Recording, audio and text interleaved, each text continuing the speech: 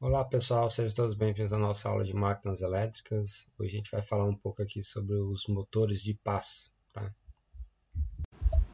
Bom, o motor de passo, gente, ele é essencial, tá? Em sistemas que se necessita executar um determinado movimento de rotação e com detalhe, né, muito preciso. Tá? Esse motor ele permite a gente posicionar esse eixo dele, né, o rotor, de maneira muito precisa em qualquer posição, né? Tendo em vista que essa rotação dele é dividida em vários passos, né, que a gente chama ou ângulos, tá? Dessa forma, né, esse motor ele se torna muito útil quando a gente precisa de movimento muito preciso, tá? Sendo ainda que nós conseguimos regular tanto a velocidade dele quanto o torque dele também, tá? Então, esse é um tipo de característica muito forte dele, tá?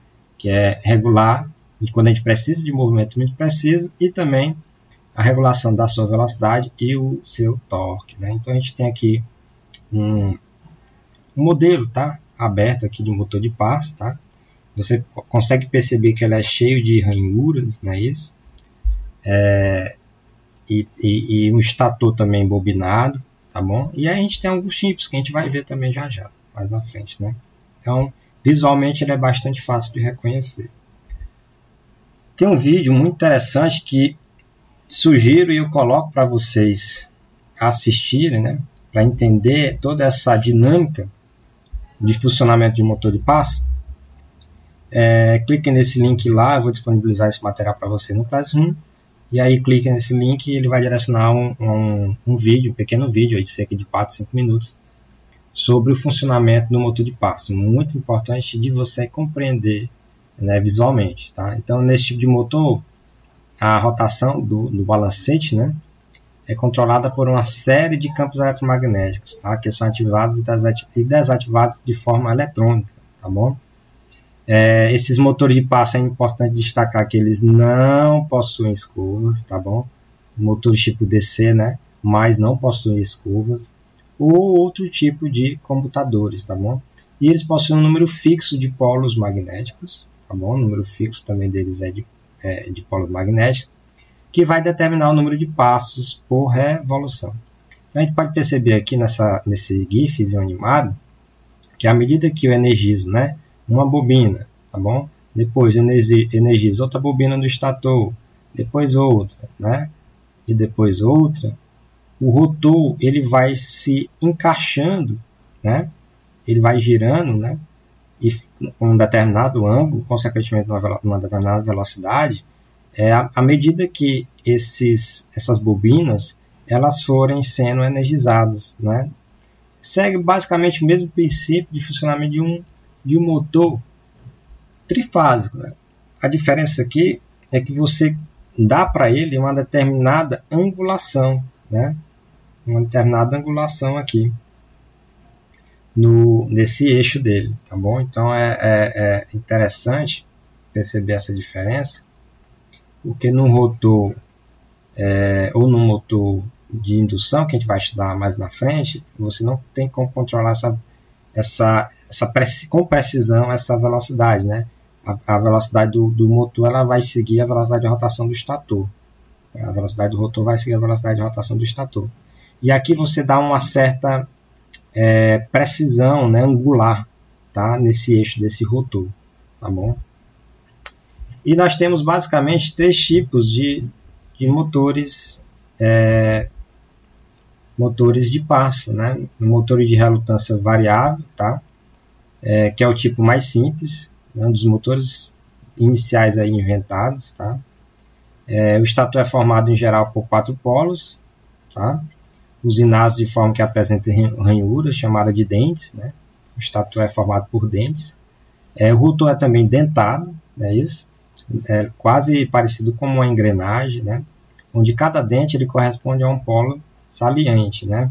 O número de dentes do rotor determina o número de passos. Interessante. Então, o número de dentes do rotor ele determina o número de passos desse motor, tá bom?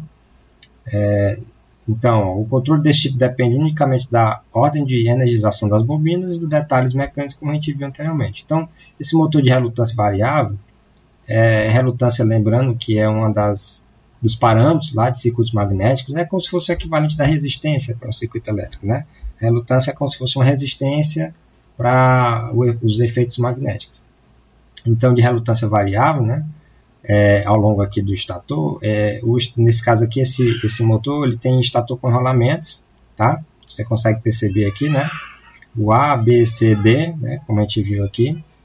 E rotor com várias polaridades, né? O rotor aqui nós temos aqui, ó, 1, né? 2, 3, né? Com 6 polos, tá bom? Então é interessante esse tipo de motor de passo aqui, é o bem básico mesmo, né? E tem os rotores com ímã permanente, tá? Que é simular um motor de relutância variável, né? Porém, o rotor é constituído por um ímã permanente. Então, no lugar lá daquele ferro, né, dentado, ou aquela engrenagem, você tem aqui, ó, no rotor um ímãzinho permanente, tá?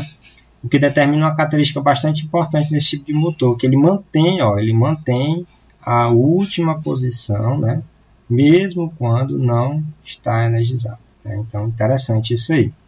Esse torque dele, né, esse conjugado dele aqui, binário, proveniente dessa característica, é conhecido como, ó, torque de detenção, tá bom?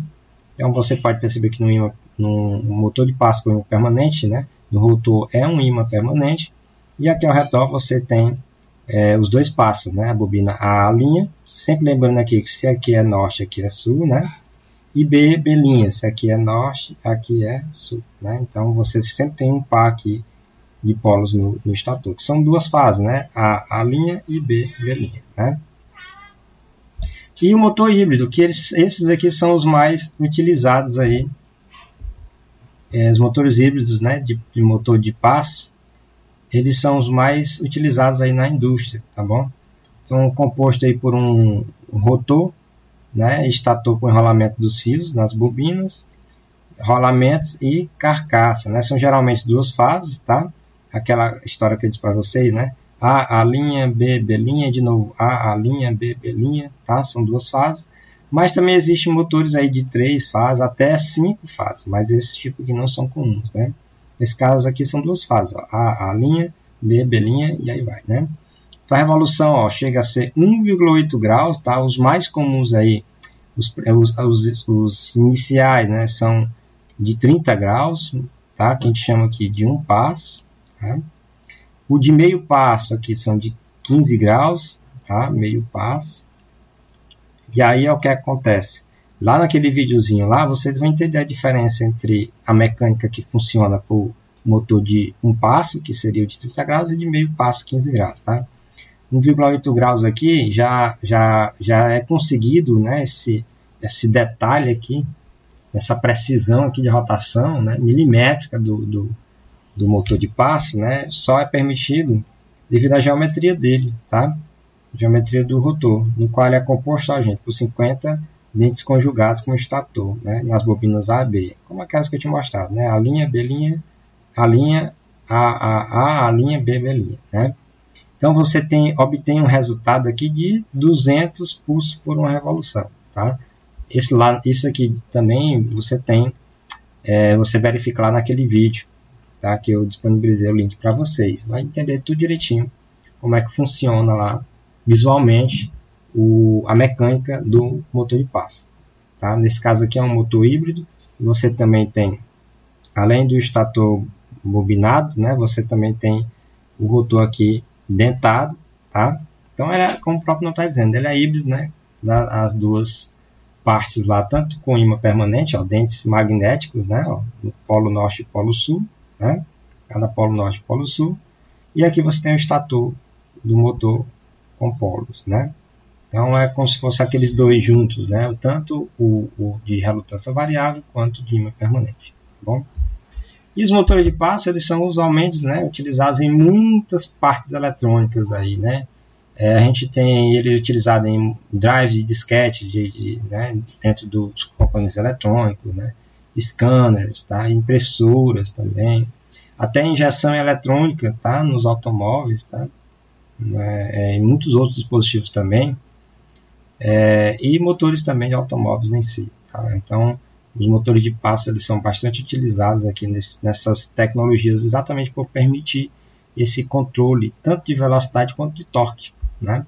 O que os motores DC ou então AC comuns não nos permite, tá bom? Então ele dá uma mecânica fina ali de precisão com relação ao seu movimento, tá? Então eles podem ser classificados, né, de acordo com o seu tipo construtivo, né? São os de imã permanente, os relutância variáveis ou os híbridos, que são os mais comuns hoje em dia, tá bom? Bom, pessoal, então isso foi um pouco sobre os motores de paz. Tá? Qualquer dúvida, comenta lá no Classroom e a gente está à disposição. Até mais.